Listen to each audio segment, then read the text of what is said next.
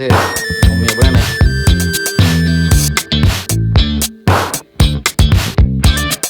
આપણે છે ને સવારમાં થઈ ગયું તો આપણે ગુડ મોર્નિંગ બરોબર છે. મારા પેન્ટ થતા નથી, પૈસા લઈ લઈને ફૂલ પેન્ટ નથી થતા, મારા હાથથી પેન્ટ લેવાના છે, હાથથી પેન્ટ. આ ભાઈને છે ને શરીર થોડુંક મોટું છે ને પેન્ટ નથી થતા.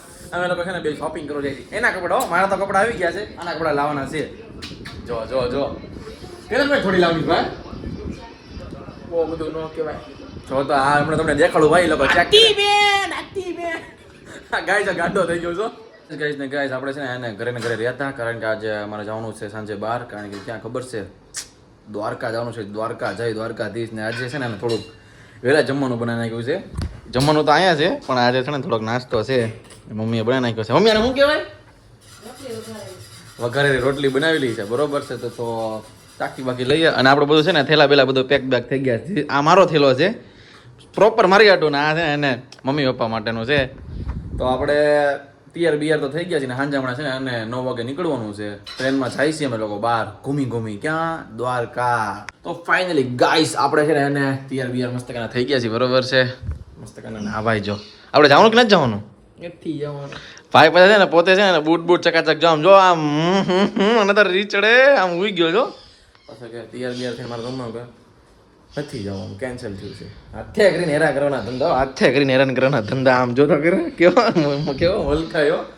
તો યાર આપણે મિત્રો 10 વાગ્યાની ટ્રેન છે ને અત્યારે હમણાં છે ને 9 વાગશે તો આપણે છે ને 9:30 મતલબ પોગી જવાનું છે. તો આપણે ઘરેથી હવે નીકળીએ છીએ. ચાલો ફાઇનલી ગાઈસ આપણે બધી ગાડીઓ છે ને અંદર મુકાઈ ગઈ છે અને આપણું લગેજ રિક્ષામાં મૂકી દીધા કારણ કે આપણે જઈએ છીએ રિક્ષામાં કારણ કે 3-4 દી જવાનું છે ને બધી ગાડીઓ અંદર છે.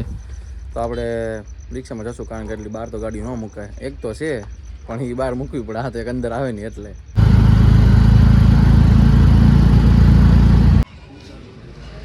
મિત્રો તો આપણે છે ને ફાઇનલી છે ને રેલવે સ્ટેશન પહોંચી ગયા છે આપણું બેગ લઈને. અને આ ભાઈ જો એ ભાઈ તમને બળ નથી પડતું ને? સાચું બોલજો. કાંઈ બળ નથી પડતું ભાઈ. તો વાંધો નહીં. પછી એને ફાઇનલી આપણને દ્વારકા જવાનું ફૂલ ખુશી થાય છે બરોબર છે. મમ્મી ને પપ્પા એ લોકો આગળ જાય છે અને મારો ભાઈ છે ને થોડોક પાછળથી તમે દેખાય તો નહીં એ થોડોક ધીરે આવે છે અને ઉચકાવાનું કીધું ને એટલે તમે સમજી શકો છો. ફાઇનલી આપણે છે ને એને આપણા ડબ્બામાં પહોંચી ગયા બરોબર છે.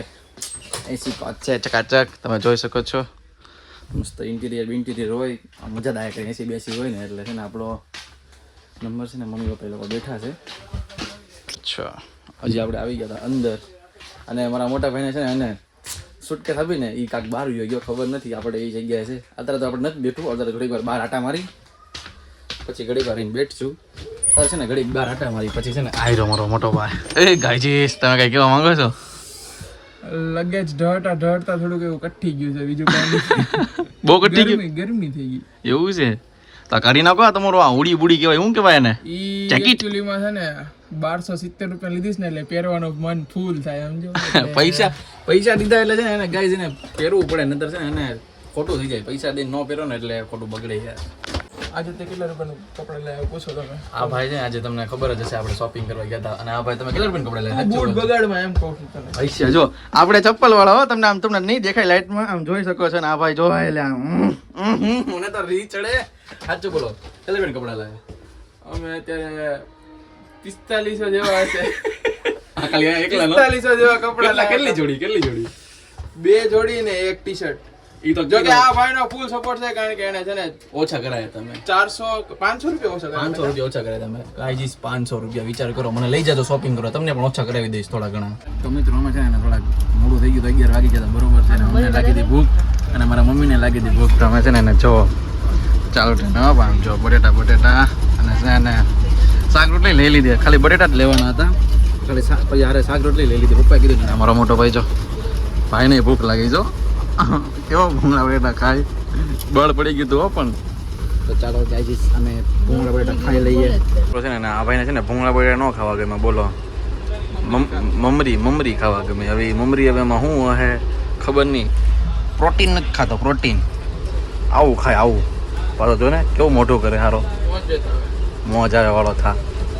તો મિત્રો આપણે છે ને હોઈ જશું બરોબર. ગોદડામાં આપણે ગરી ગયા છીએ કારણ કે હોઈ તો જવું પડે ને.